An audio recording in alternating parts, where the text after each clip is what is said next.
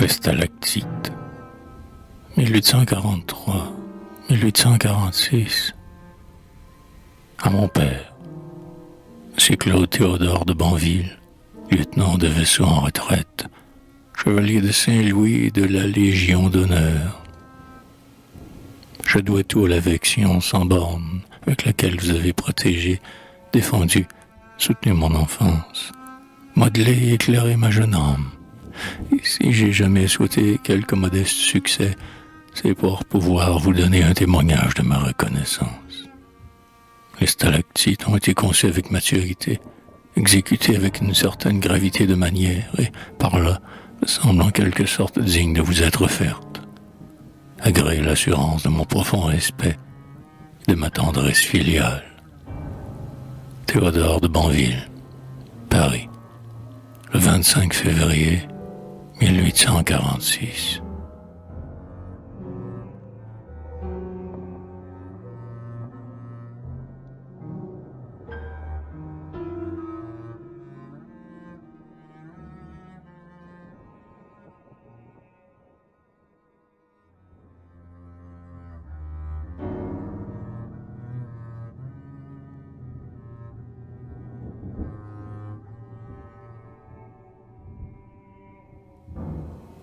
Préface. Un immense appétit de bonheur et d'espérance est au fond des âmes. De conquérir la joie perdue, remonter d'un pas intrépide l'escalier d'azur qui mène aux cieux, telle est l'aspiration incessante de l'homme moderne, qui ne se sent plus ni condamné ni esclave, qui de jour en jour comprend davantage la nécessité de croire à sa propre vertu et à l'incommensurable amour de Dieu pour les créatures. Si donc l'auteur de ce livre a chanté, encore une fois, sous les divins noms que la Grèce leur a trouvés, la beauté, la force et l'amour, c'est qu'il appartient éternellement à la poésie lyrique de devancer comme une aurore la philosophie humaine. L'auteur espéra que les lecteurs des cariatides remarqueront avec plaisir dans les stalactites, non point un changement, mais une certaine modification de manière, qui, pour être légère, n'en est pas moins importante. Les personnes dont l'esprit noblement curieux s'attache parfois aux lentes transformations et au progrès d'un écrivain seront sans doute gré à l'auteur des cariatides d'avoir, dans son style primitivement taillé à angles trop droits et trop polis, apporté cette fois une certaine mollesse qui en adoucit la rude correction, une espèce d'étourderie qui tâche à faire oublier qu'un poète, quelque poète qu'il soit, contient toujours un pédant. En effet, il ne serait pas plus sensé d'exclure le demi-jour de la poésie qu'il ne serait raisonnable de le souhaiter absent de la nature. Et il est nécessaire, pour laisser certains objets poétiques dans le crépuscule qui les enveloppe et dans l'atmosphère qui les baigne, de recourir aux artifices de la négligence. C'est le métier qui enseigne à mépriser le métier. Ce sont les règles de l'art qui apprennent à sortir des règles. C'est surtout quand il s'agit d'appliquer des vers de la musique qu'on sent vivement cette bizarre et délicate nécessité. Et surtout encore lorsqu'il faut exprimer en poésie un certain ordre de sensations et de sentiments qu'on pourrait appeler musicaux. Les quelques chansons et imitations de rondes populaires que contient ce volume seront, pour le lecteur, comme pour l'auteur lui-même, une préparation, un acheminement vers un nouveau livre qui aura pour titre « Chansons sur des airs connus ». L'auteur profite de cette occasion pour remercier toutes les personnes qui lui ont adressé de nombreuses marques de sympathie, quelquefois même d'admiration, trop vives sans doute, mais aussi sincères qu'il est lui-même en les considérant comme exagérées. Paris, le 25 février 1846.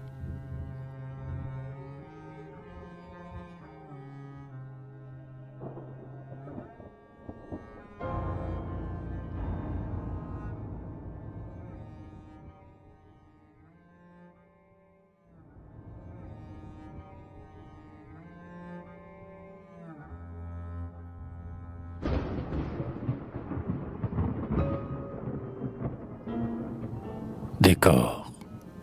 Dans les grottes sans fin brillent les stalactites. Des cyprès gigantesques aux fleurs les plus petites. Un clair jardin s'accroche aux rochers spongieux. Lisses de glace, roseaux, lianes, clématites. des tierces pâlissant, bouquets prestigieux naissent, et leur éclat mystique divinise des villes de fire et au vol prodigieux. Voici les alhambras aux grenades éternisent, le trèfle pur. Voici les palais au plafond en feu, d'où pendent clairs les lustres de Venise.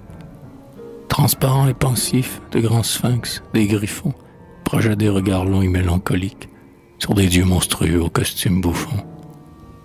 Dans un tendre cristal aux reflets métalliques, s'élancent, dessinant le rythme essentiel, aux clochetons à jour, aux sveltes basiliques. Sous l'arbre sanglant et providentiel de la croix sont éclos, énamourés des mythes, les vitraux revêtent tout le peuple du ciel. Stalactites tombant des voûtes, stalagmites montant du sol, partout les orgueilleux glaçons argentent de splendeur l'horizon sans limite. Babel de diamants au cours des frissons, colonne à des dieux inconnus dédiés, souterrain ébloui, miraculeux buissons. Tout frémit, sans lueur baigne, irradié, les coupoles qui sont parées à des cieux, pourtant c'est le destin, voûte incendiée. Le voyageur, ravi dans ce lieu précieux, et sachant qu'une nymphe auguste est son hôtesse, parfois sur vos trésors lève un œil soucieux. Quel trouble appesanti sur leur délicatesse, part de la langueur mourante du sommeil, ces merveilles du rêve et d'où vient leur tristesse. Hélas, l'ardent soleil de Dieu, le vrai soleil, ne les éclaire pas de son regard propice et fait voler plus haut ses flèches d'or vermeil. Sous un mont que jamais le lierre ne tapisse, vit cet enchantement qui tremble au son du corps, gardé par la caverne et par le précipice. Mais, chère nymphe, aux muses inassouvies encore, que devance le cœur ailé des métaphores, pour installer ce rare et flamboyant décor. Sous ces blancs chapiteaux et ces arceaux sonores, où les métaux ont mis leur charme et leur poison, il a fallu les pleurs des soirs et des aurores. Car, toi pour qui l'aura cornasse et floraison, de roses, de safran et d'azur constellés, tu le sais, poésie, ange de nos raisons, ces caprices divins sont des larmes gelées.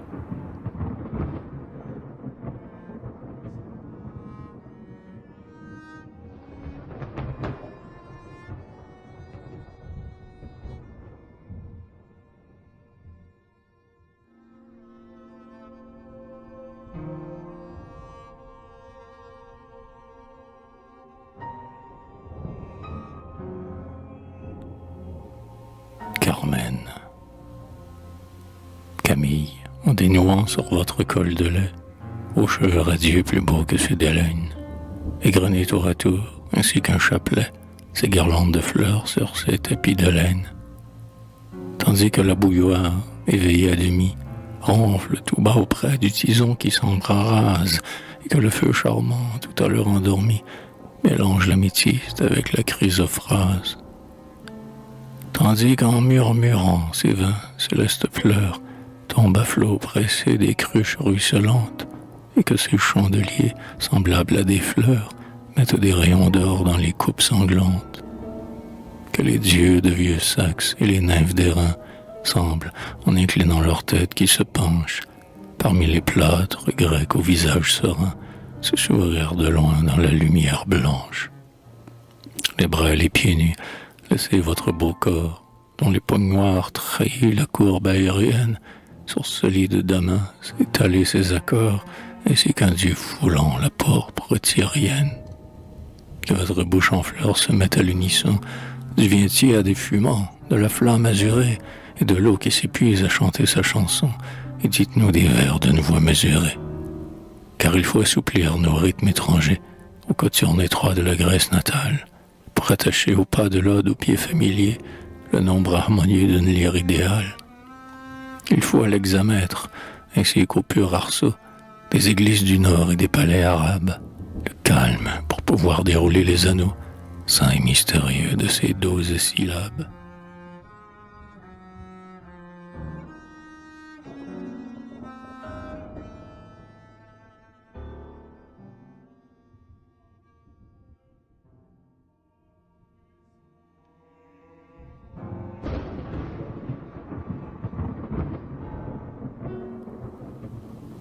Nous n'irons plus au bois, les lauriers sont coupés, les amours des bassins, les naïades en groupe, voir élure au soleil en cristaux découpés, les flots silencieux qui coulaient de leurs coupes.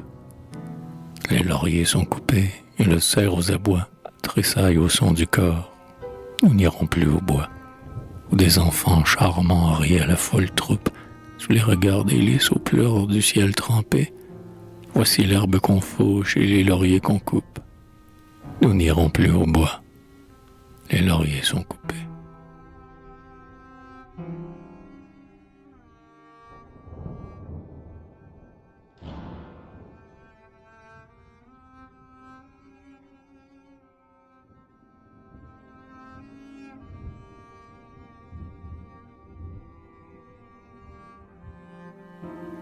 La Muse. La Muse est un oiseau, disait un maître ancien, Auguste Vacquerie.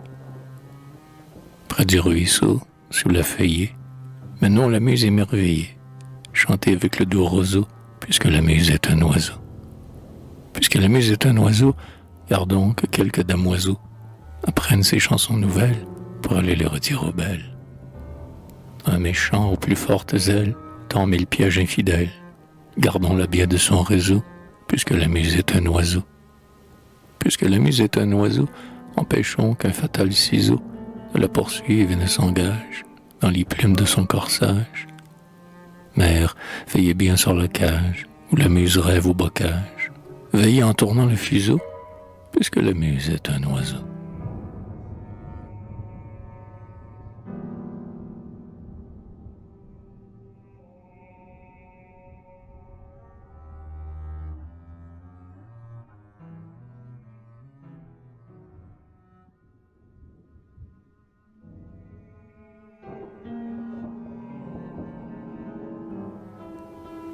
Oh, quand la mort, que rien ne saurait apaiser, nous prendra tous les deux dans un dernier baiser, et jettera sur nous le manteau de ses ailes, puissions nous reposer sous deux pierres jumelles.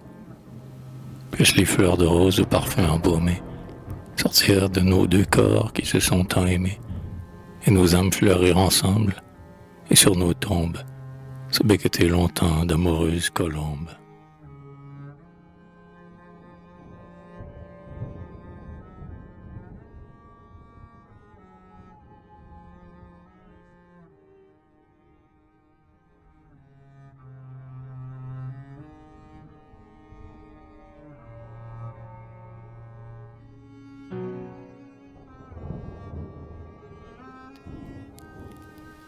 Chanson à boire.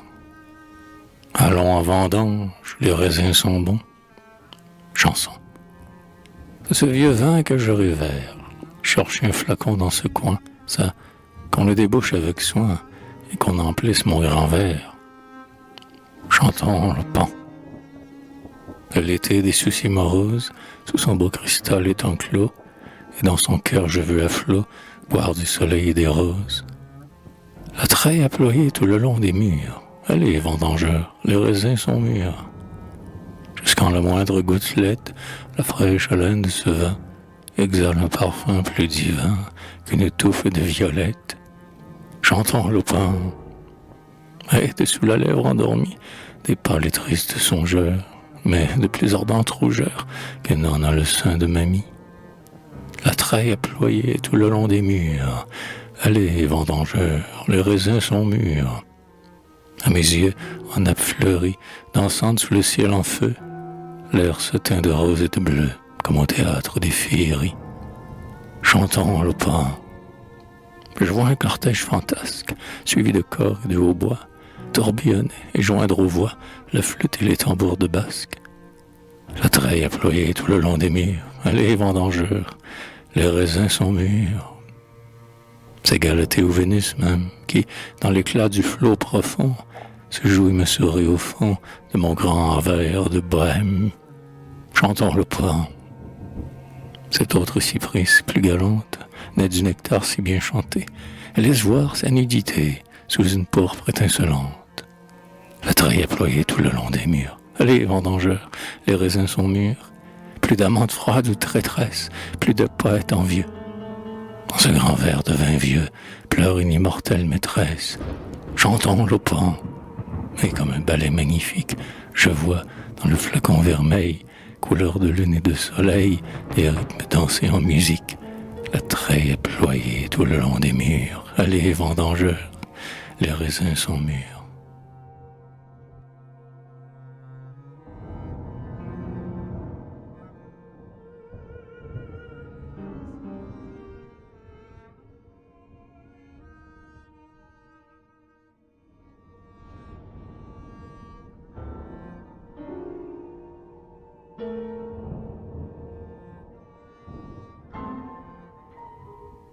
Viens, sur tes cheveux noirs jette un chapeau de paille. Avant l'heure du bruit, l'heure où chacun travaille. Allons voir le matin se lever sur les monts et cueillir par les prés les fleurs que nous aimons. Sur les bords de la source, au moire assoupli, les nénuphars dorés penchent des fleurs pâlies. Ils restent dans les champs et dans les grands vergers, comme un écho lointain des chansons des bergers. Et, secouant pour nous leurs ailes odorantes, les brises du matin, comme des sœurs errantes, jettent déjà vers toi, tandis que tu souris, l'odeur du pêcher rose et des pommiers fleuris.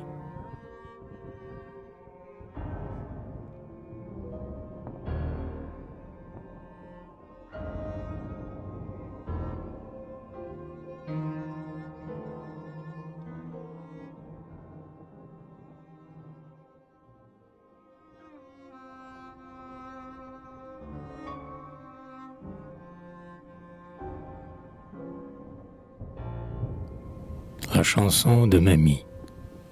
Oh, vous voyez qui je suis, Mamie. Alfred de Musset.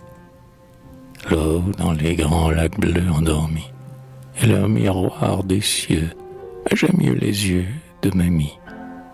Pour que l'ombre parfois nous sourit, un oiseau chante au bois, j'aime mieux la voix de Mamie. La rosée, à la fleur des fleuris, rend sa vive couleur, j'aime mieux un pleur de Mamie. Le temps vient tout briser, on l'oublie. Moi, pour le mépriser, je ne veux qu'un baiser de Mamie. La rose sur le lin meurt flétrie. J'aime mieux pour coussin les lèvres le sein de Mamie. On change tour à tour de folie. Moi, jusqu'au dernier jour, je m'en tiens à l'amour de Mamie.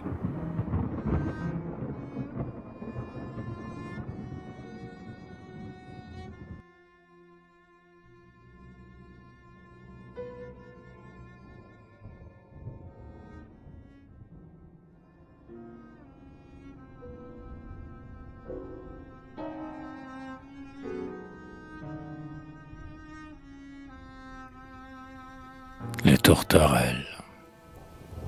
Et voici deux colombelles qui font naturellement, doucement, l'amour du bec et des ailes. Ronsard.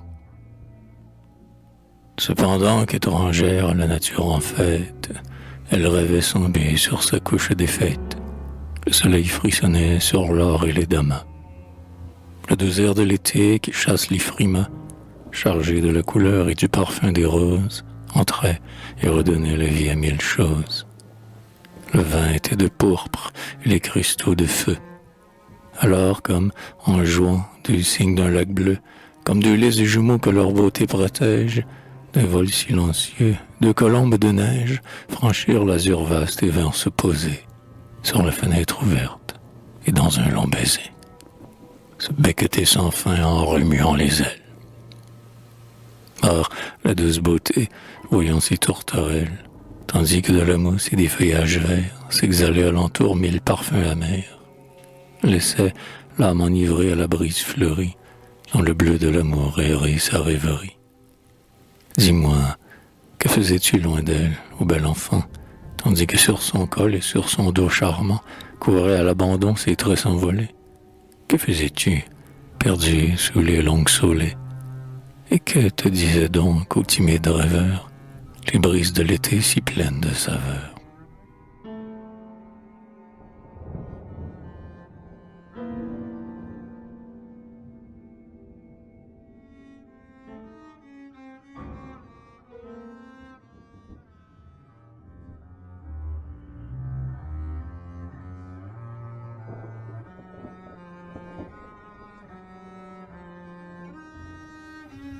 ronde sentimentale. Entrez dans la danse, voyez comme on danse, ronde. Sur le gazon vert, le soir nous dansons, au clair de la lune, au bruit des chansons. Tout brûlant d'amour, le ciel dit à l'onde, je n'ai pu descendre et baiser tes flots, lis dans tes beaux yeux, par le soir d'éclos, voir se refléter ton âme profonde. Sur le gazon vert, le soir nous dansons, au clair de la lune, au bruit des chansons. La rose s'entr'ouvre et dit à l'étoile, que n'ai-je, ô ma fleur, des ailes d'oiseau, puisque la Madone, avec son fuseau, file un blanc nuage, et t'en fait un voile. Sur le gazon vert, le soir nous dansons, au clair de la lune, au bruit des chansons.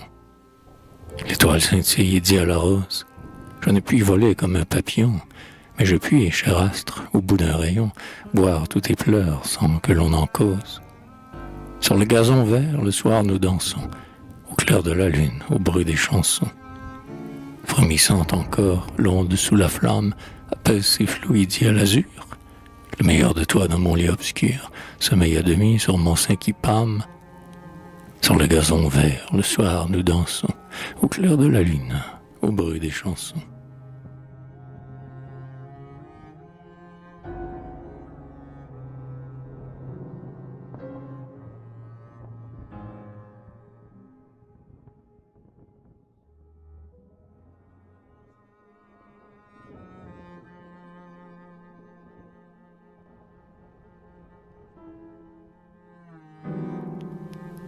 La femme aux roses, nue et ses beaux cheveux laissant en vagues blondes courir à ses talons des nappes vagabondes, elle dormait, sereine. Au pli du matelas, un sommeil embaumé fermait ses grands yeux lasses, et ses bras vigoureux, pliés comme des ailes, reposaient mollement sur des flots de dentelle. Or, la capricieuse avait, d'un doigt coquet, sur elle et sur le lit parsemé son bouquet, et, fond éblouissant pour ses splendeurs écloses, son corps souple et superbe était jonché de roses.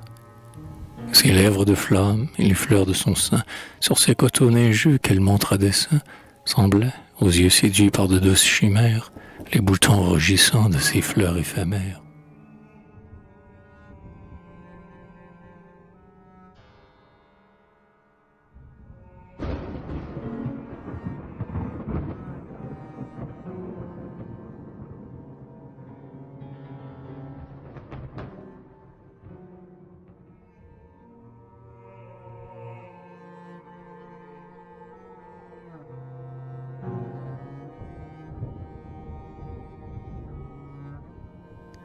La chanson du vin.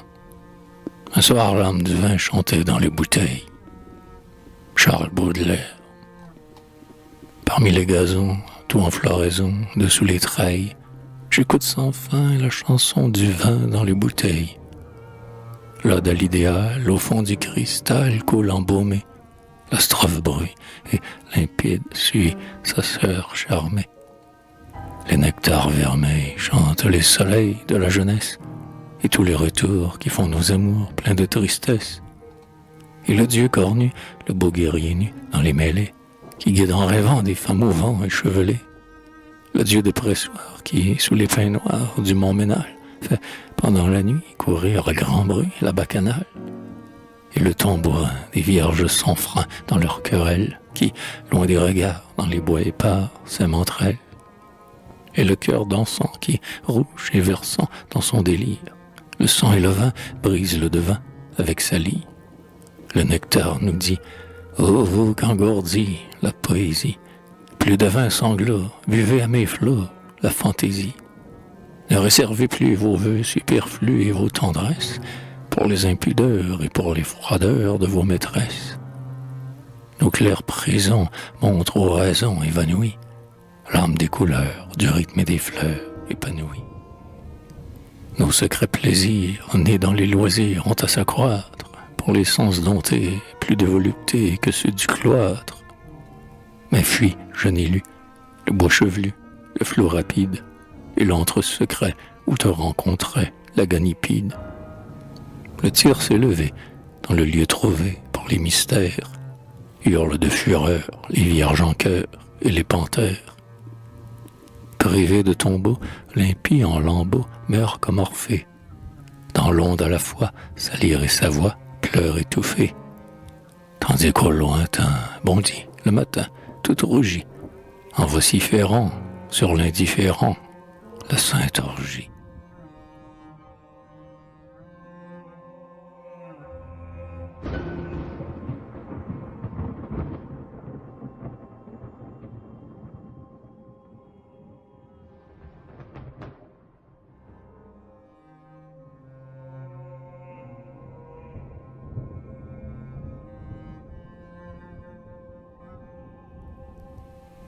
À Charles Baudelaire. À eux la faute, pourquoi tant d'orgueil? Stendhal. Oh, poète, il le faut, honorons la matière, mais ne l'honorons point d'une amitié grossière, et gardons d'offenser, pour des plaisirs trop courts, l'amour qui se souvient et se venge toujours. Notre âme est trop souvent comme cette bacchante, que, dans une attitude aimable et provocante, le satyre caresse et retient dans ses bras, rouge de ses désirs et de son embarras, la tête renversée et les lèvres mi-closes, et que l'enfant amour châtie avec des roses.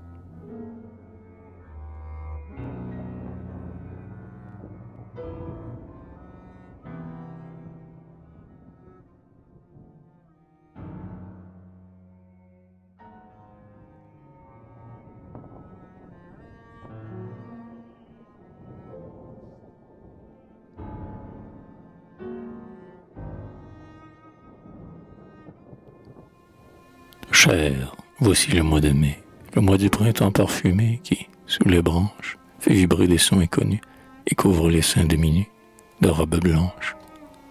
Voici la saison des dounis, le temps où les cieux rajeunis sont tout en flammes, où déjà, tout le long du jour, le doux rossignol de l'amour chante dans l'âme. Ah, de quel soif rayons se dorent nos illusions les plus chéries, et combien de charmants espoirs nous jettent dans l'ombre des soirs leur rêverie. Parmi nos rêves à tous deux, beaux projets souvent hasardeux, qui sont les mêmes, songe plein d'amour et de foi, que tu dois avoir comme moi, puisque tu m'aimes. Il en est un seul plus aimé, tel meurt un zéphyr embaumé sur votre bouche, tel, par une ardente nuit, de quelques séraphins, sans bruit, l'aile vous touche. Camille, as-tu rêvé parfois qu'à l'heure où s'éveillent les bois et l'alouette, où Roméo, 20 fois baisé, enjambe le balcon brisé de Juliette? Nous partons tous les deux, tout seuls, hors Paris, dans les grands tilleuls, un rayon joue. L'air sans les lilas et le thym, la fraîche brise du matin baise ta joue. Après avoir passé tout près de vastes ombrages, plus frais qu'une glacière, et tout plein de charmants abords, nous allons nous asseoir au bord de la rivière. L'eau frémit, le poisson changeant, émaille la vague d'argent des cailles blondes. Le saule, arbre des tristes vœux, pleure et baigne ses longs cheveux parmi les ondes. Tout est calme et silencieux, étoile que la terre aux cieux a dérobée. On voit briller d'un éclat pur les corsages d'or et d'azur des scarabées. Nos yeux s'enivrent, assouplis, à voir l'eau dérouler les plis de sa ceinture. Je baise en pleurant tes genoux, et nous sommes seuls, rien que nous et la nature. Tout alors, les flots enchanteurs, l'arbre ému, les oiseaux chanteurs et les feuillets, et les voix aux accords touchants que le silence dans les champs tient éveillé. La brise au parfum caressant, les horizons éblouissants de fantaisie, les serments dans nos cœurs écrits, tout en nous demande à grands cris la poésie. Nous sommes heureux sans froideur, plus de bouderie ou d'humeur, triste ou chagrine. Tu poses d'un air triomphant ta petite tête d'enfant sur ma poitrine. Tu m'écoutes et je te lis, quoique ta bouche au coin pâli s'ouvre et soupire. Quelques stances d'Alighieri, Ronsard, le poète chéri, ou bien Shakespeare. Mais je jette le livre ouvert, tandis que ton regard se perd parmi les mousses. Et je préfère, en vrai gelou, à nos poètes les plus doux, tes lèvres douces. Tiens, voici qu'un couple charmant, comme nous jeunes et bien-aimants, vient et regarde. Que de bonheur rien qu'à leurs pas, ils passent et ne nous voient pas. Que Dieu les garde.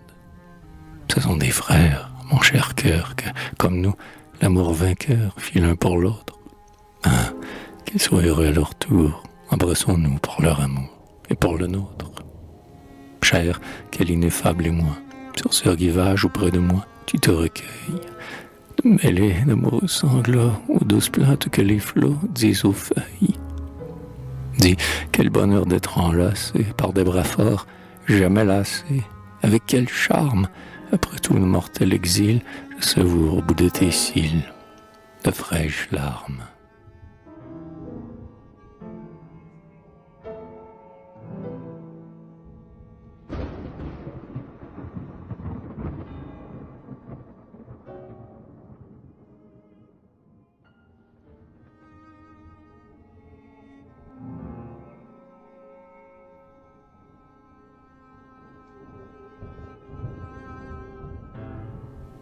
Le démêloir. Quelle est celle-ci qui s'avance comme l'aurore lorsqu'elle se lève, qui est belle comme la lune et éclatante comme le soleil, qui est terrible comme une armée rangée en bataille? Cantique des cantiques. Je sais qu'elle est pareille aux anges de lumière. Elle a des rayons d'astre éclos sous sa paupière, et je vois aux candeurs de son pied calme et pur qu'il a marché longtemps sur les tapis d'azur. Sa bouche harmonieuse et de charme inondée semble, à son doux parfum de rose de Judée, avoir vidé le copeau aux noces de Cana et chanté dans les cieux le salut Régina. Mais ses tempes de marbre et ce sourcil farouche, la superbe fierté du front et de la bouche, ses rougeurs, ses duvets pleins de défis mordants, l'insolente fraîcheur de ses tons discordants, ses ongles lumineux et ses dents de tigresse, à des instants furtifs trahissent la déesse. Quand, pareil aux Vénus que je chante en mes vers, sous un grand démêloir d'écailles aux reflets verts, elle fait ruisseler, en sortant de l'alcôve, cette ample chevelure alors sanglant et fauve. Quand ses mains de statue achèvent d'y verser, le flot d'huile est pendu, le soleil fait glisser sur ses âpres trésors qu'à loisir il baigne, un rayon rose au bout de chaque dent du peigne.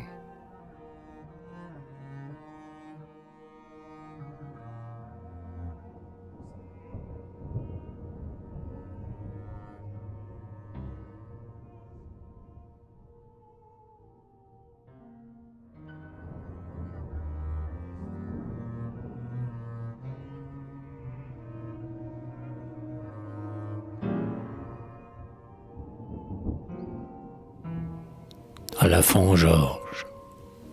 Voici les lieux charmants où mon âme ravie s'assoit à contempler Sylvie, ce tranquille moment si doucement perdu. Boileau. Ô champ plein de silence, où mon heureuse enfance avait des jours encore, tout filé d'or. Ô ma vieille Font-Georges, vers qui les rouges gorges et le doux rossignol prenaient leur vol. Maison blanche où la vigne tordait en longues lignes son feuillage qui boit, les pleurs du toit. Aux claires sources froides qu'ombrageait, vieux roide et noyer vigoureux, à moitié creux.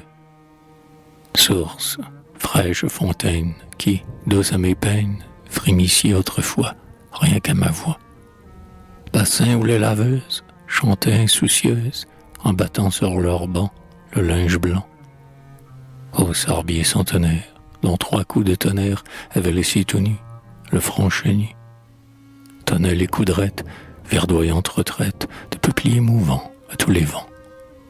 Ô vignes purpurines, dont, le long des collines, les cèpes accumulés, ployaient gonflés.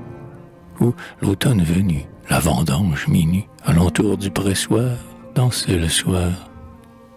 Ô buissons d'églantines, jetant dans les ravines, comme un chêne le gland, leurs fruits sanglants, murmurant aux oreilles où le ramier s'effraie, sur le feuillage bleu, lointain en feu. Rameaux lourds de cerises, moissonneuses surprises, à mi-jambe dans l'eau du clair ruisseau. Entre chemin, fontaine, âcre parfum et plaine, ombrage et rocher, souvent cherchés. Ruisseau, forêt, silence, ô mes amours d'enfance, mon âme sans témoin vous aime moins. Que ce jardin morose, sans verdure et sans rose, et ces sombres massifs d'antiques ifs. Et ce chemin de sable où j'eus l'heure ineffable pour la première fois d'ouïr sa voix. Aux rêveuses, l'ami, doucement obéit, s'appuyant mon bras, parlait tout bas. Pensive recueillie et d'une fleur cueillie, brisant le cœur discret d'un doigt distrait. À l'heure où les étoiles, frissonnant sous leur voile, brodent le ciel changeant de fleurs d'argent.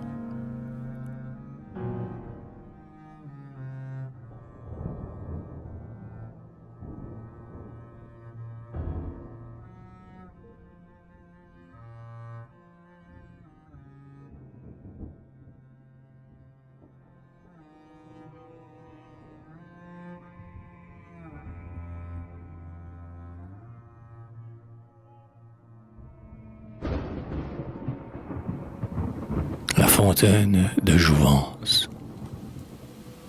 Il est une fontaine heureuse, dont l'eau tombe dans un bassin plus blanc qu'une aile de colombe. Cette eau limpide, avec de clairs rayonnements, sous les dauphins de marbre éclatant diamants. Elle rend aux vieillards la jeunesse et la force.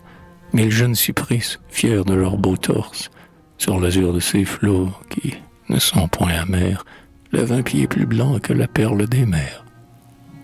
Ceux qui n'aimaient plus les tourterelles blanches, ils ne tressaillaient pas dans les mois des pervenches, ceux que laissait glacer la lyre et le bon vin, sortent joyeux et beaux de ce l'été divin. Non beaux comme autrefois d'une beauté sévère, mais semblables aux dieux qui boivent à plein verre le feu que le titan pour nous a dérobé et qui puise le vin dans la coupe d'épée. La naïade aux yeux bleus qui pleure goutte à goutte noie au fond de leur cœur la tristesse et le doute et, tournant leur esprit vers les biens éternels, leur montre l'idéal dans les plaisirs charnels. Voyez-les, souriant, fiers de leur belle taille, dans ces riches habits de fête et de bataille, qui relèvent la mine et qu'au siècle ancien peignaient avec amour les grands Vénitiens.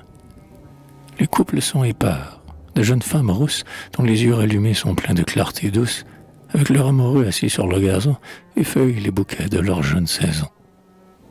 L'une parle à mi-voix et, comme en un méandre, erre par les sentiers de la carte du tendre.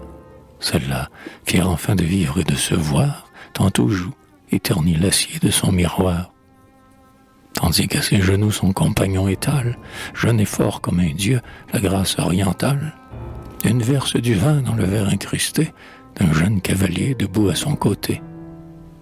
Plus loin, deux rajeunis, sur la mousse des plaines, mêlent dans un baiser les fleurs de leurs haleines, et, c'est nu, une vierge en fleurs, sans embarras, tord ses cheveux luisants qui pleurent sur ses bras. Dans l'humide vapeur de sa métamorphose, blanche encore à demi comme une jeune rose, une autre naît au monde, et ses beaux yeux voilés argentent l'eau d'azur de rayons étoilés. Dans les vagues lointains, l'une l'autre s'enchantent, agitant leurs tambours dont les clochettes chantent de galante beauté, honneur de ces pourpris qui teignent l'air limpide à leur rose souris. Et tous ces nouveaux-nés de qui l'âme ravie connaît le prix des biens qui font aimer la vie, sans trouble et sans froideur cèdent à leurs désirs et vident lentement la coupe des plaisirs. Ô doux cygne chanteur, vous que la poésie retrempe incessamment dans son onde choisie, amis, soyons pareils à ces beaux jeunes gens, créons autour de nous des cieux intelligents. Cherchons au fond du vin les sciences rebelles et l'amour idéal sur les lèvres des belles, et dans leurs bras qu'anime une calme fierté, rêvons la jouissance et l'immortalité.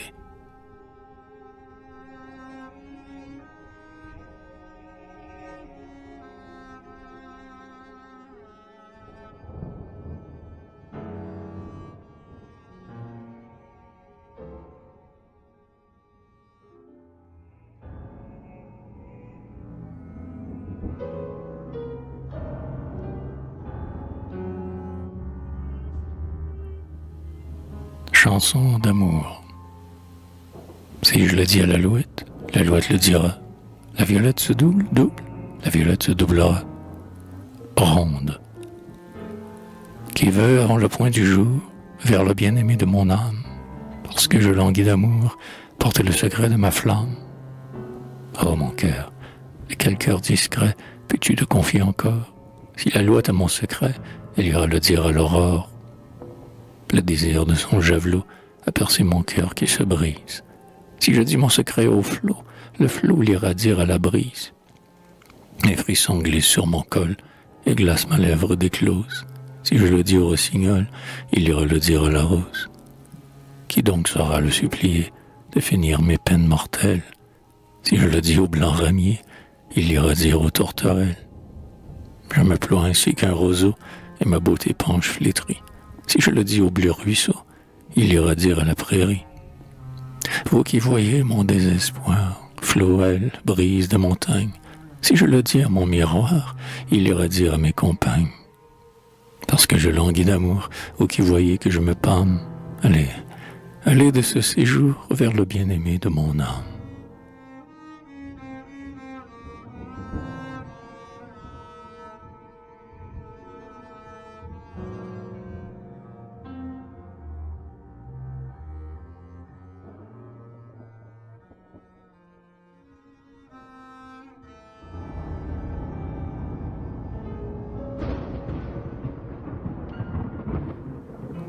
Camille, quand la nuit t'endort sous ses grands voiles, quand un rêve céleste emplit tes yeux d'étoiles, quand tes regards, lassés des fatigues du jour, se reposent partout sur des routes fleuries, dans le pays charmant des molles rêveries, Camille, que vois-tu dans tes songes d'amour?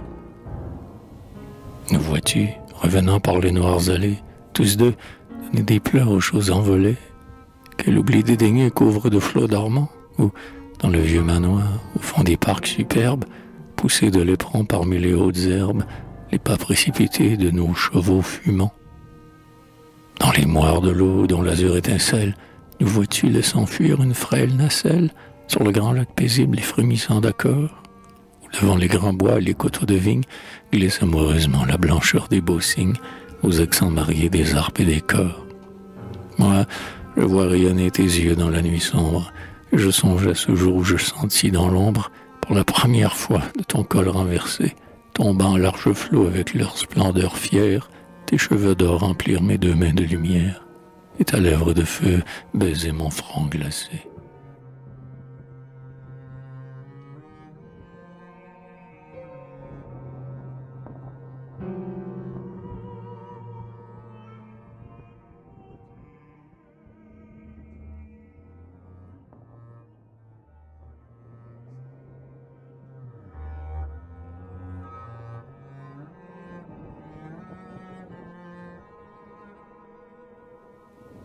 Chanson de bateau, mes vagues la nacelle qui porte mes amours, chanson. Le canal endort ses flots, ses échos, les zéphyrs nous versent des parfums purs et doux. Le flot nous berce, endormons-nous. Les voix remplissent les airs de concert, et le vent les disperse avec nos baisers fous. Le flot nous berce, endormons-nous. En vain ton hippo caduque, conte ou dique se jette à la traverse de nos gais rendez-vous. Le flot nous berce, endormons-nous. Ah, que les cieux étoilés soient voilés, tandis que je renverse ton front sur mes genoux. Le flot nous berce, endormons-nous. Qu'importe si, dans la nuit qui s'enfuit, l'orage bouleverse les éléments jaloux. Le flot nous berce, endormons-nous.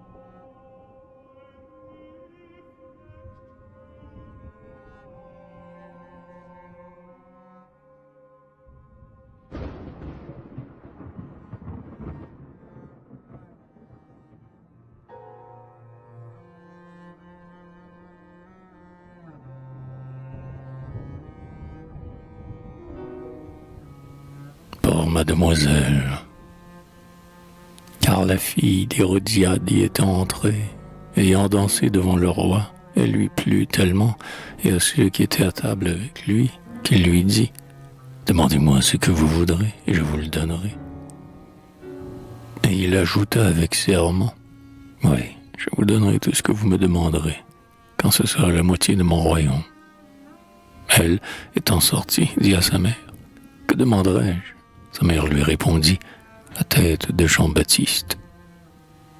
Évangile selon saint Marc.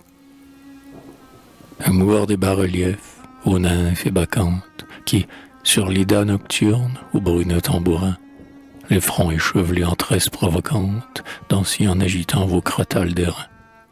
Vous, plus belles déjà que ces filles du Pinde, bayadère d'ébène aux bras purs et nerveux, qui bondissait sans bruit sur les tapis de l'Inde avec des sequins d'or passés dans vos cheveux. Elsler, Taglioni, Carlotta, sœur divine, au corselet de guêpe, au regard de houri, qui fouliait, en quittant le gazon des collines, le splendide outre-mer des ciels de Sicérie.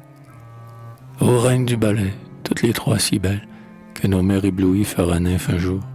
Ce n'est plus vous la danse, allons, coupez vos ailes, éteignez vos regards. Ce n'est plus vous l'amour.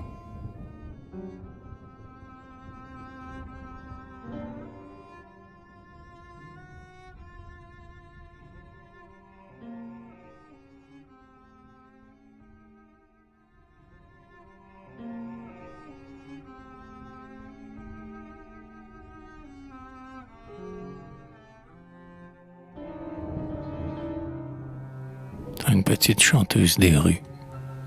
Mon père est oiseau, ma mère est oiseau. Je passe l'eau sans nacelle, je passe l'eau sans bateau. Victor Hugo. Enfant au hasard vêtu, d'où viens-tu?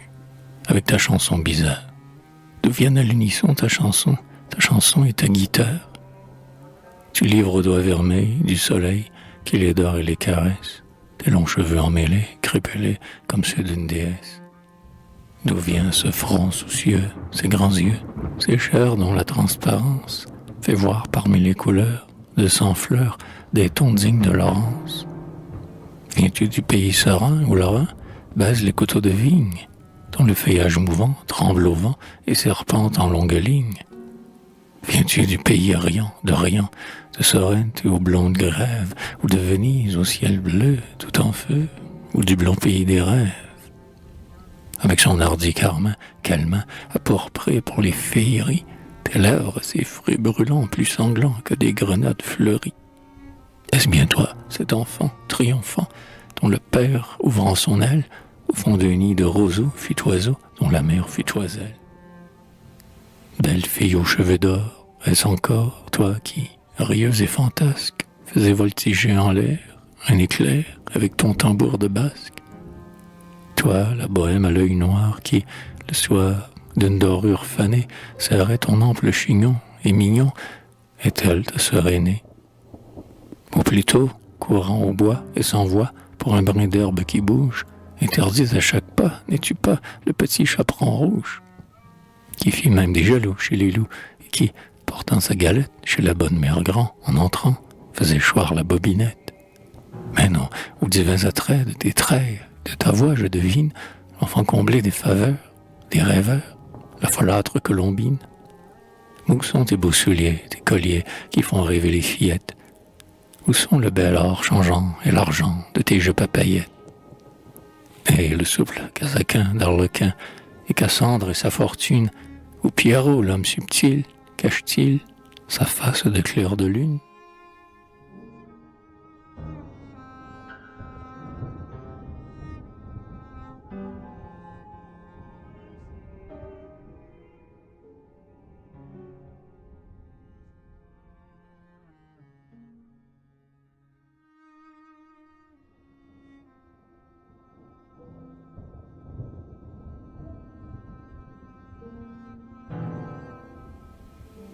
Idylle. Le soir est tiède et pur, le vent pleure. Oh Mira, notre jeune Iollas, qui souvent t'admira, va venir près de nous, sous l'arbre qui soupire, dénouer nos cheveux et caresser la lyre. Mère, c'est pour toi qu'il éveille, en songeant, la douce lyre, auprès de ce ruisseau d'argent. Comme toi, dans mes yeux, ô Néher, que neige, ce truc qui brûle un cœur endormi sous la neige. Sa main silencieuse aime tes cheveux bruns, d'où ses doigts pour longtemps s'en vont pleins de parfums. Les tiens, jouets charmants de la brise qui vole, sont lissés dorés comme un flot de pactole. Tes pieds charment la lèvre et montrent au hasard leurs ongles transparents arrondis avec art. Ta gorge est comme un marbre et la lumière rose sur ses fermes contours deux frais boutons de rose. Que n'es-tu beau comme elle, ô bel enfant, hélas? j'irai en suppliant t'adorer, Iolas. Iolas, pour un jour sois semblable à Néer, et je n'aurai pour toi nulle froideur amère. La bouche des zéphyrs au souffle embaumé s'enivre en s'égarant sous tes bras parfumés. Quelle autre ivresse attend les deux lèvres choisies qui, goûtant de ton cou les blanches ambroisies et buvant à longs traits les flammes que gissant, y feront circuler des frissons rugissants. Vois comme l'onde est calme et comme la naïade, dont la molle fraîcheur invite et persuade, semble tourner vers nous l'azur de ses yeux bleus. Dans ses bras palpitants, descendons toutes deux, confiant notre tête à son bruit qui fascine, et notre épaule blonde à sa douce poitrine. Goûtons auparavant ce doux vin, pour nos jeux, la grappe y met la force et l'emplit de ses feux. Ouais, mais la coupe d'or est froide à qui la touche, qu'alors vaut, ô ma sœur, les roses de ta bouche. Tenons-nous par la main. Ah, ce flot est glacé, entoure bien mon cou de ton bras enlacé. Comme l'eau, sœur du ciel, qui flotte indécise, me presse avec amour, je suis toute surprise. Chacune bien serrée, avec deux bras tremblants, au mirin, nous voguons comme deux cygnes blancs, et sur nos fronts jumeaux, aux poses familières, se mêlent toutes deux nos guirlandes de lierre. Le flot rasséréné, qui court sans se lasser, m'enivre, et je ne sais, me sentant caresser, voluptueusement dans cette paix profonde, si c'est ta chair polie, ou le zéphyr, ou l'onde. Miolas va venir de ses doigts enjoués, tresser en folâtrant nos cheveux dénoués.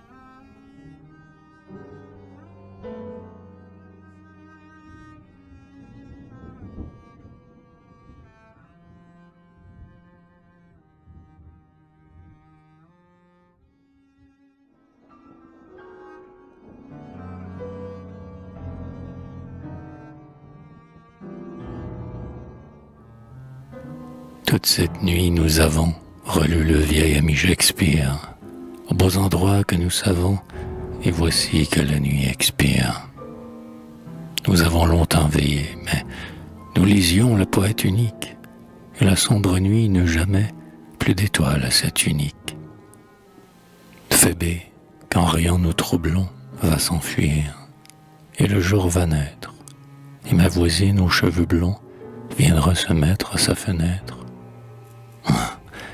Lorsque vous allez venir, ma voisine, en jupe de toile, nous ne suivrons du souvenir aucun beau vers, aucune étoile. Vous apparaîtrez comme un lys, avec votre guimpe croisée au milieu des volubilis qui couronnent votre croisée. Et nous analyserons, sans redouter qu'elle nous mente, sous son rideau de liseron, votre tête simple et charmante.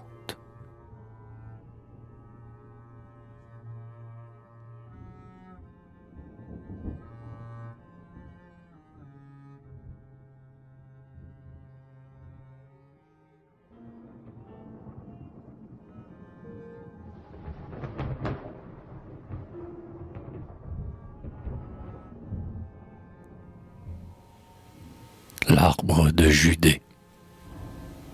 Mais ne serait-ce pas plutôt un jeune rameau du délicieux arbuste consacré à l'amour, lorsque, consumé par Siva dans un accès de colère, il vint renaître 1000 fois plus charmant encore, grâce à la céleste ambroisie dont l'arrosèrent les dieux. Kalidasa. Lorsque mes rougissants rassérènent les cœurs, que sourit à tous la terre fécondée, quand sur les verts gazons Chloris mène des cœurs, il fleurit dans le parc un arbre de Judée. C'est un arbre tout rose et sans feuilles d'abord, et tout harmonieux car rien autre n'égale. Ses longs rameaux, groupés dans un parfait accord, ont l'air de supporter des roses du Bengale. Quand la feuille leur met son beau satin ouvert, ils sont plus doux encore au regard de l'artiste. Le poivre s'adoucit près du feuillage vert et la tendre émeraude encadre l'améthyste. Puisque c'est à présent que mon arbre refleurit, je veux, couché sur l'herbe, oubliant toute chose, dans ces vivants écrins égarer mon esprit et pendant un moment faire des songes roses. Vous voyez comme l'azur est calme et reposé, comme on se sent heureux sans en avoir les causes, comme l'herbe frémit sur le sol arrosé, comme le ciel couchant est riche en fleurs écloses. Sous ces bosquets charmants, épanouis pour eux, plein d'ombrages secrets et de faibles murmures.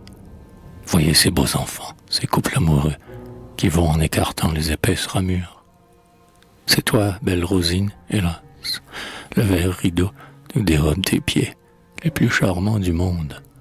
C'est toi, folle Rosette, avec ton Orlando, pauvre morte amoureuse. Est-ce toi, Rosemonde? Quel est ce bruit de corps qui passe dans les bois? C'est la chasse qui vient. Salut, blanche marquise. Mettez les cœurs en flammes et le cerf aux abois. Vos paniers de satin ont des façons exquises. Près de ce rocher blanc taillé comme un autel, ainsi qu'un livrier l'eau folâtre y se dresse. Pardieu, c'est la marquise, avec son air cruel, qui se baigne là-bas en nymphe chasseresse. Il manque un Actéon, ce sera le mari. Il a tout ce qu'il faut, il pourrait en revendre. Abbé, votre musique est un charivari. Vous soupirez, Aiglé, que vous a fait Sylvandre? C'est ainsi que je rêve au temps des Pompadour, et lorsqu'un bruit aigu, comme un cri de cigale, fait envoler le rêve, il me reste toujours mon arbre de Judée aux roses du Bengale.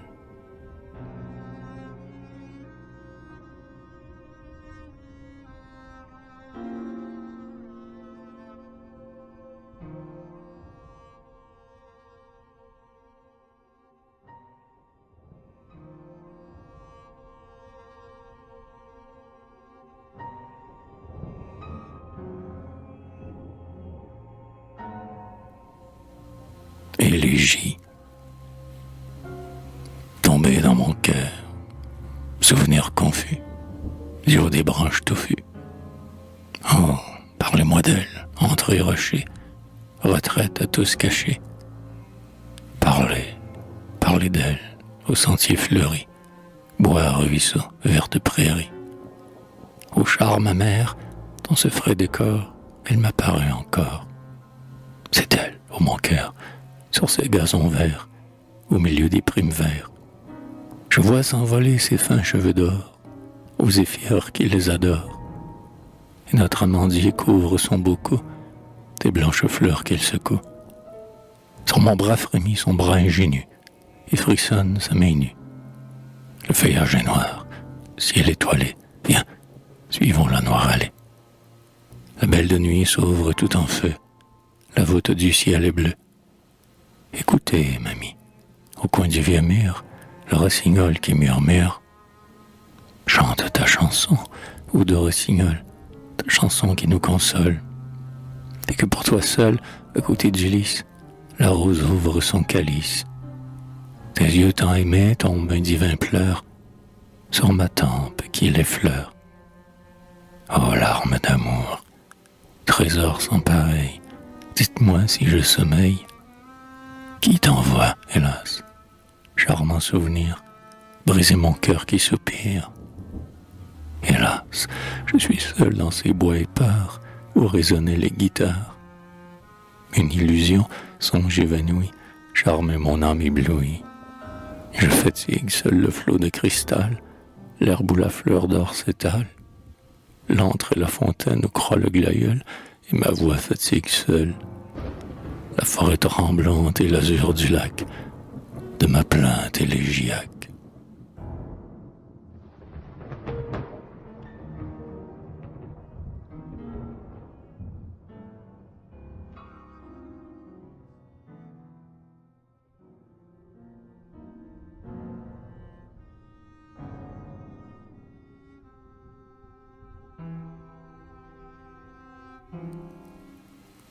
La symphonie de la neige. Chaque année, au printemps, elles reviennent chargées de neige. Dans la cour de la salle qu'embellissent les fleurs du haïtan, elles rivalisent de blancheur avec la lune. 12 jalousies ornées de perles les enveloppent en se relevant. Un couple d'hirondelles blanches vole en haut et en bas. les deux jeunes filles lettrées, romans chinois. La neige qui s'amasse et tombe dans la neige, du ciel à gros flocons sur la terre descend, et, comme pour les pas d'un triomphal cortège, son glorieux tapis rayonne éblouissant. D'autres regretteront, devant cette richesse, les pourpris que l'aurore arrose de ses pleurs, le gazon aplani pour des pieds de duchesse et la rose printemps des oiseaux et des fleurs, et de ne plus revoir, au soleil d'or qui baisse, les grands coquelicots, orgueil mouvant des blés, les gammes de Rubens et de Paul Véronèse tourbillonner en chœur devant leurs yeux troublés. Mais moi, j'aime à songer devant cette harmonie, et toutes les blancheurs des rêves anciens mettent d'accord leur voix pour une symphonie, et leur rythme plaintif me prend dans ses liens.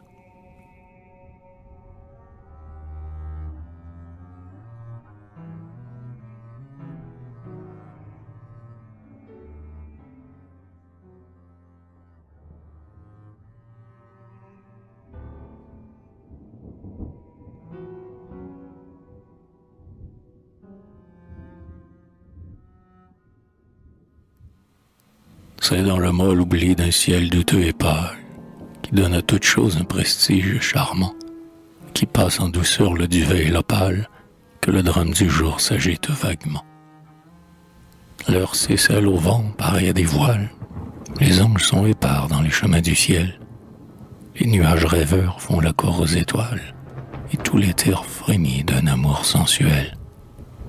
Les lacs sont habités par la troupe des cygnes, qui semble frissonner sous nos soleils pâlis, et l'ombre du feuillage a les marbres insignes dont les grêles rayons baisent les pieds polis.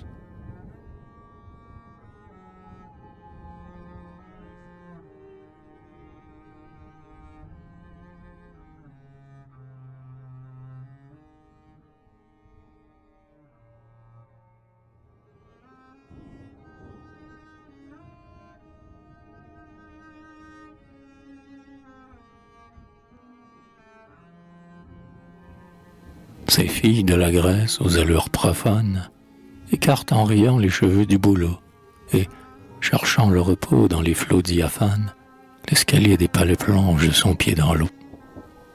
Sur la vague s'agite une légère écume, comme celle où, parmi les dauphins entraînés, pleines, ainsi que les flots de charme et d'amertume, Aphrodite jaillit des flots rassérénés.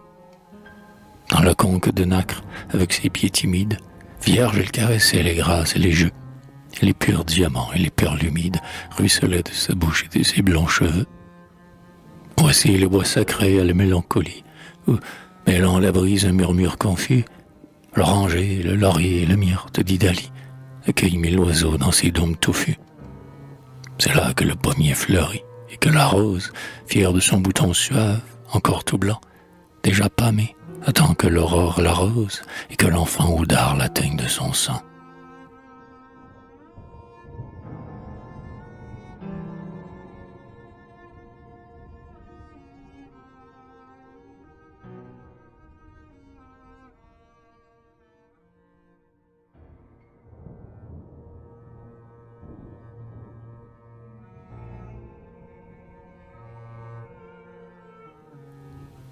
En cavalcade, au long des terrasses de briques, des dames, dont Zéphyr baise le front mutin, avec des cavaliers au sourire lubrique, passent dans leur habit d'hermine et de satin.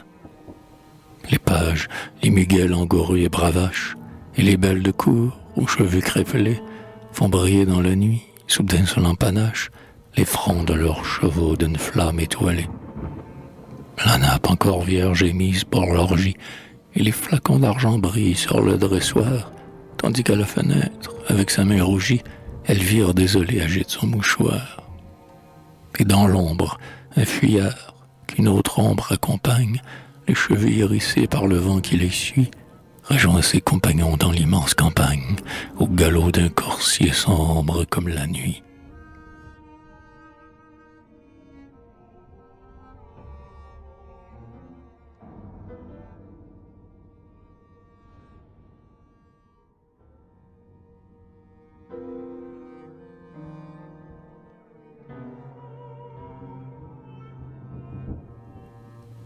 blanche, dans un massif, dort parmi les dentelles, dont le bouquet foisonne autour de ses beaux seins. Elle rêve, et son corps, semblable aux tourterelles, creuse en y embaumer le duvet des coussins. Auprès d'elle, à mi-voix, deux colombes mystiques, au milieu des ardeurs du tiède renouveau, se murmurent, ainsi que des lyres antiques, des vers d'Anacréon, d'Orphée et de Sappho.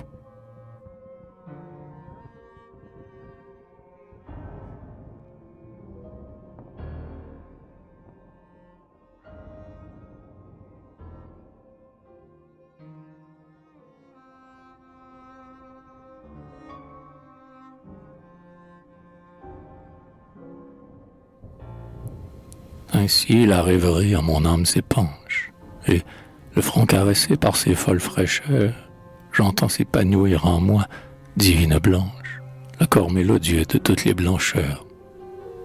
Mais c'est par l'amour de fleurs et de sculptures, dont je mène en chantant le cœur étiolé, sont encore à mes yeux moins blanches et moins pures que votre âme sereine, ou les seins violets.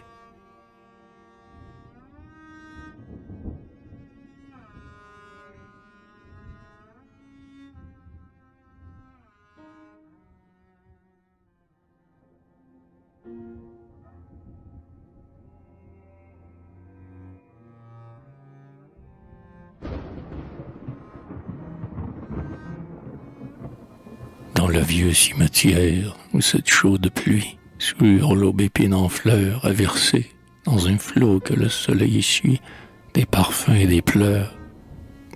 Au coucher du soleil dans le vieux cimetière où sur chaque tombeau des bouquets de rayons en pourpre l'humble pierre. Entrons, il y fait beau. Le ciel, bariolé par la métamorphose de son limpide azur, borde joyeusement d'écume grise et rose son grand lac d'un bleu pur. Puisqu'ils vivent encore dans ces riants calices de soleil amoureux, les morts qui sont couchés dans ce lieu de délices, ils doivent être heureux.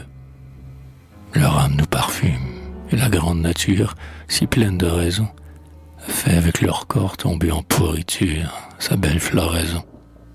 Ouais, c'est d'eux que nous vient cette ombre douce et triste. Et ce sont eux encore, ces bouquets de corail, ces thyrses d'améthyste, ces riches grappes d'or. Ce sont eux, ces rosiers aux mille roses blanches, et ces amaryllis, et ce bleu céleste, et ces tendres pervenches, et ce sont eux, ces lys. De même la nature, avec mélancolie, jusqu'au matin vermeil, laisse la vaine cendre en nous ensevelie pour rire loin du soleil. Haine, douleur, néant de la gloire et du crime, illusion d'un jour, et baignant de rayons tout ce fumier sublime, elle en fait de l'amour.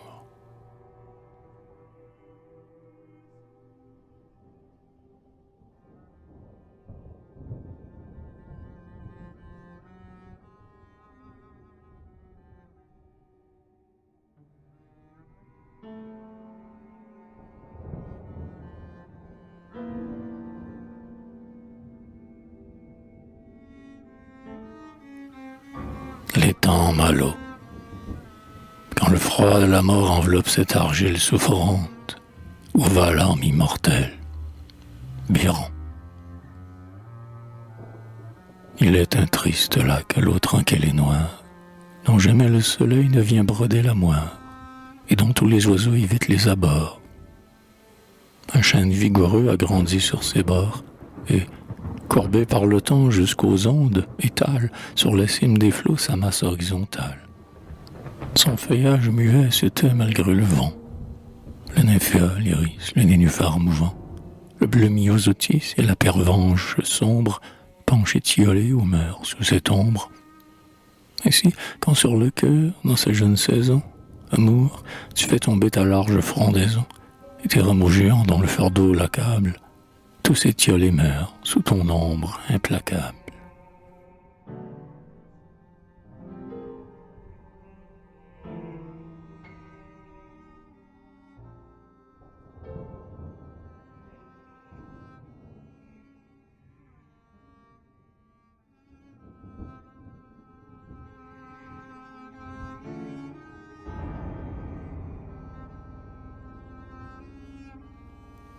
sonnait sur une dame blonde.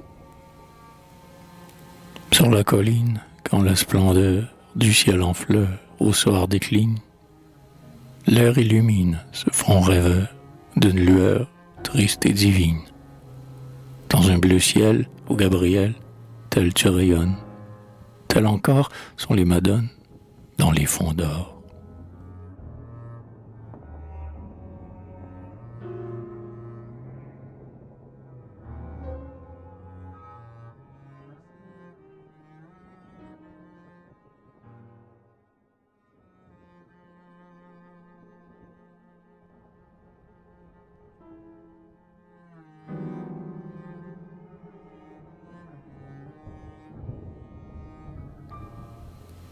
Le triomphe de Bacchus à son retour des Indes.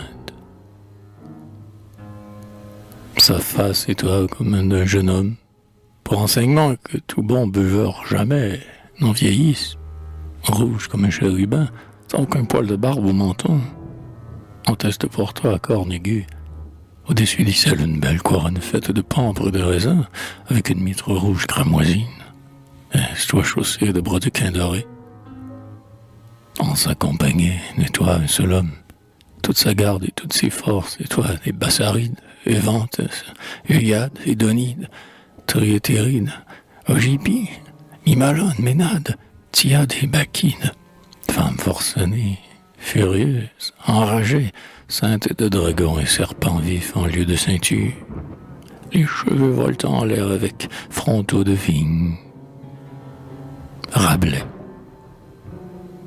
Le chant de l'orgie avec des cris au loin proclame le beau Lysios, le dieu vermeil comme une flamme, qui, le tierce en main, passe rêveur et triomphant, à demi couché sur le dos nu d'un éléphant. Le tigre indien, le lynx, les panthères tachées suivent devant lui par des guirlandes attachées. Les chèvres des manques réjouis par de doux vins, mènent en dansant les satyres et les sylvains. Après Silène, embrassant d'une lèvre avide le museau vermeil d'une grande urne déjà vide, use sans pitié les flancs de son âne en retard, trop lent à servir la valeur du divin vieillard. Sous leur peau de cerf, les Évantes et les Tiades, le cœur furieux des Bacchides et les Ménades, en arrondissant l'arc vigoureux de leurs bourrins, sautent aux accords des flûtes et des tambourins. La reine du cœur, déesse à la rouge paupière, heurte en agitant ses grands cheveux mêlés de lierre, sur ses seins meurtris par le vent de ces lieux déserts, ses crotales d'or dont le chant déchire les airs. En l'honneur du dieu retentissent les dithyrambes, le cœur en démence entrechoque ses 1000 jambes, et, quittant la terre avec le rythme forcené, comme un tourbillon vole sur un mode effréné. Folle, ayant encore du vin sur le coin de sa lèvre, seule, à ganaper, la belle nymphe aux pieds de chèvre, pâle de désir et pleine de l'amour du dieu, s'arrête, pensive, et tourne vers lui son œil bleu. Oh, Cypris, le cœur la renverse dans la poussière, son corps palpitant roule dans la fange grossière, les vierges des bois marchent dans son sang et ses pleurs, il foule aux pieds son sein qui ressemble à des fleurs. Sa bouche frémit de désespoir et de tendresse, fière d'expirer au milieu de sa double ivresse, dans son sang plus pur que le vin coulant sur l'autel, voici qu'elle meurt, les yeux sur le jeune immortel.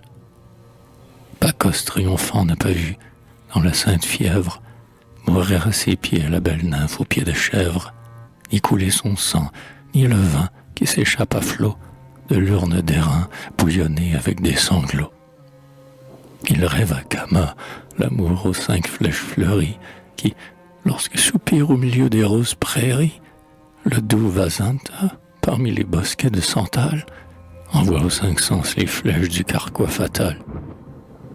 Il vous voit errer le long des bords sacrés du Gange et plonger dans l'or que roule son azur étrange. Votre sein plus blanc que les neiges de Limaos, vierge de Nisa, qui vous couronnez de lotos. Mais suivant le riz, brisant leurs mouvantes colonnes, la mâle bachique et les hurlantes mimalones sautent avec rage autour du bois et font encore, dans les airs lassés retentir les crotales d'or.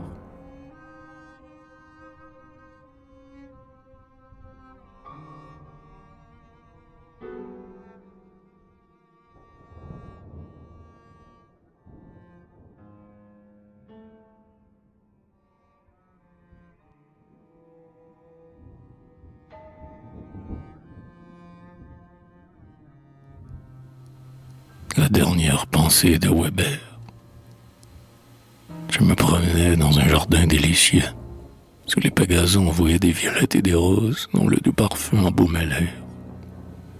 Un son doux et harmonieux se faisait entendre, et une tendre clarté éclairait le paysage. Les fleurs semblaient tressaillir de bonheur et exhaler de doux soupirs. Tout à coup, j'ai cru m'apercevoir que j'étais moi-même le chant que j'entendais et que je mourrais. Hoffmann. Nuit d'étoiles, sous tes voiles, sous ta brise et tes parfums, triste lyre qui soupire, je rêve aux amours défunts. La sereine mélancolie vient éclore au fond de mon cœur, et j'entends l'âme de mamie tressaillir dans le bois rêveur. Nuit d'étoiles, sous tes voiles, sous ta brise et tes parfums, triste lyre qui soupire, je rêve aux amours défunts. Dans les ombres de la feuillée, quand tout bas je soupire seul, tu reviens, pauvre âme éveillée, toute blanche dans ton linceul. Nuit d'étoiles, sous tes voiles, sous ta brise et tes parfums, triste lyre qui soupire, je rêve aux amours défunts. Je revois notre fontaine, tes regards bleus comme les cieux. Cette rose, c'est ton haleine, et ces étoiles sont tes yeux. Nuit d'étoiles, sous tes voiles, sous ta brise et tes parfums, triste lyre qui soupire, je rêve aux amours défunts.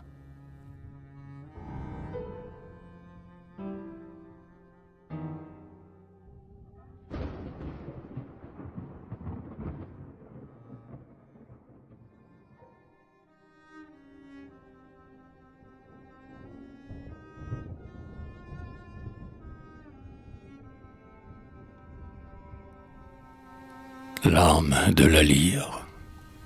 Fille des hommes, je suis une parcelle de l'Esprit de Dieu. Cette lyre est mon corps. George Sand. Quand le premier sculpteur eut achevé la lyre et caché dans son sein les chants harmonieux, ouvrier sans défaut, lorsqu'il eut fait sourire, parmi ses ornements les figures des dieux, et qu'il eut couronné l'instrument de martyr, avec le vert rameau d'un laurier radieux. L'indomptable titan à son désir fidèle qui, tout brûlant encore vers la voûte éternelle, une seconde fois tentait de s'envoler, fit, pareil au vautour qui devait l'immoler, tomber sur le chef-d'œuvre une blanche étincelle du feu resplendissant qu'il venait de voler. C'est l'âme de la lyre. Notre âme est visible. Elle se plaint souvent loin du monde réel, souvent, dans une étreinte amoureuse et terrible, vient la brûler au feu de son œil immortel. Et, captive à jamais dans le rythme inflexible, elle aspire sans cesse à remonter au ciel.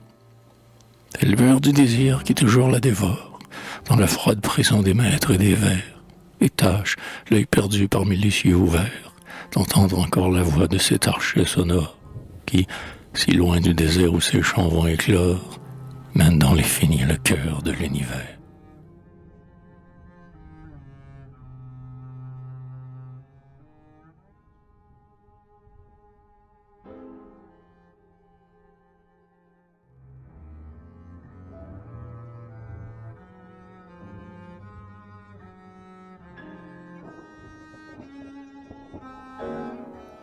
À mon père. Ô mon père, soldat obscur, âme angélique, juste qui voit le mal d'un œil mélancolique, sois béni, je te dois ma haine et mon mépris pour tous les vils trésors dont le monde est épris. Oh, tandis que je vais fouillant l'ombre éternelle, si la muse une fois me touchait de son aile, si mes mains avaient pris plaisir à marier sur mon front orgueilleux la rose et le laurier, par lesquels le poète est souvent plus qu'un homme, comme je tomberais à tes genoux. Et comme je ne serais jaloux de personne et de rien, si tu disais, mon fils, je suis content, c'est bien. Car ce cœur fier que rien de bas ne peut séduire, ô Père, est bien à toi, qui toujours a fait luire devant moi, comme un triple et merveilleux flambeau, l'ardeur du bien, l'espoir du vrai, l'amour du bas.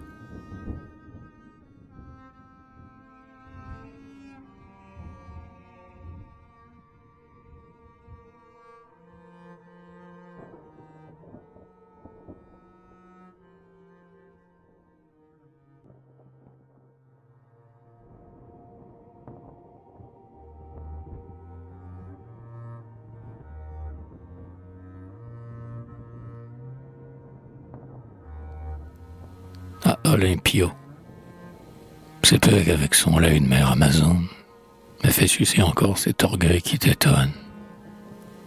Racine, ô poète, courbé sur mon œuvre lyrique, ambitieux du ciel, je veux savoir par moi la hauteur chimérique où peut monter Babel. Je ferai fourmiller dans mes architectures, tenace en mon dessin, le cœur éblouissant des 1000 créatures qui vivent dans mon sein.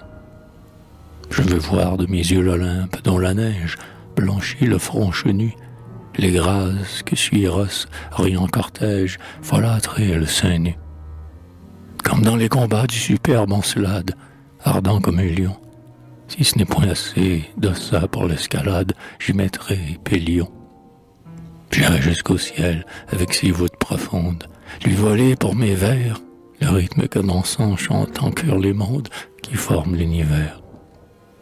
Je boirai le nectar de la force première, et dans la main du Dieu, impassible titan, chercheur de la lumière, j'irai voler le feu. Alors, vous que j'ai fait, et d'une fange vile, et de ce qui m'est cher, vous vivrez de ma vie au colosse d'argile, et vous vous ferez chair. Vous vivrez, ô mes fils, et comme d'un jeune arbre, on secouerait les fleurs, moi je ferai couler avec mon doigt de marbre votre sang et vos pleurs. Comme une floraison par le printemps hâté, par l'effort de mon bras, tu sortiras du bloc, ô jeune Galatée, et tu me souriras. Moi-même dans tes yeux j'allumerai l'étoile, d'or et de diamants, et, père enorgueilli, je te tiendrai sans voile, sous mes lèvres d'amant. Car je me sens élu par ton amour étrange, qui me cherche et me fuit. J'ai le cœur de Jacob, et je puis avec l'ange lutter toute une nuit. La muse me sait fort, et me souvent prodigue de ces âpres baisers, qui font que l'impuissant décroise de fatigue ses bras martyrisés. Toi qu'elle aime, ô poète, à qui la voix de l'ode en ton berceau parlait, toi que, petit enfant, la fille d'Hésiode a nourri de son lait. Victorieux lutteur, qui tient en main la palme, qui, déjà radieux, le front ceint de laurier trône dans le bleu calme, pareil au demi-dieu. Si je te parle ainsi de la déesse, ô maître, c'est que dans ce moment, à la face du ciel, toi seul et moi peut-être, l'aimons sincèrement.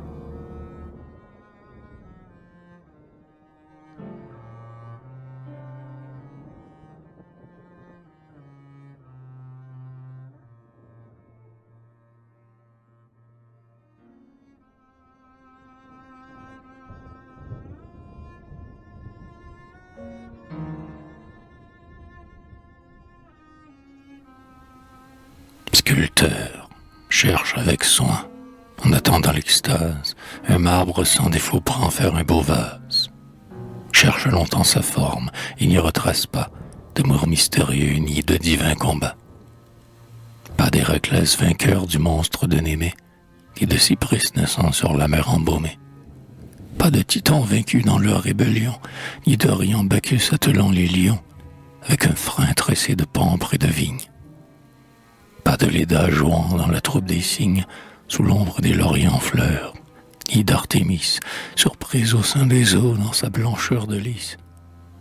Qu'autour du vase pur, trop beau par la bacchante, la verveine mêlée à des feuilles d'acanthe fleurissent, et que plus bas des vierges lentement s'avancent deux à deux d'un pas sûr et charmant, les bras pendant le long de leur tunique droite et les cheveux tressés sur leur tête étroite.